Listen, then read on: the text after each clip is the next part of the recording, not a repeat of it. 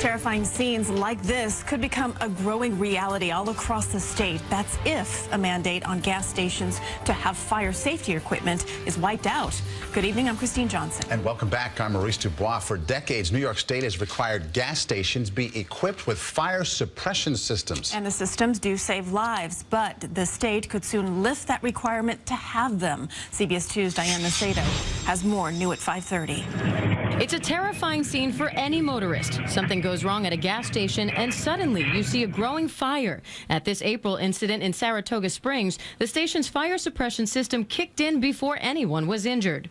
The way the systems work is these heat sensors are programmed to detect any sudden rise in temperatures. Once they do, that triggers the fire retardant chemical to spray out of these nozzles and down onto the fire to either extinguish it completely or subdue it in order to give the fire department enough time to respond and people enough time to get away.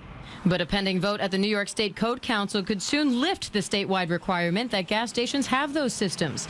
Phil Conti, who installs and maintains the system, says that's a dangerous move, especially as gas stations continue to grow in size and decrease the number of attendants staffing them. People are not experts at fueling flammable liquids, and mistakes happen. At this June fire on the Hutchinson River Parkway, investigators say a driver went into diabetic shock and drove right into the pump. In this case, Conti says the fire suppression system wasn't maintained, so it didn't go off. Luckily, the man hit by the pump happened to be a state trooper and made this daring rescue.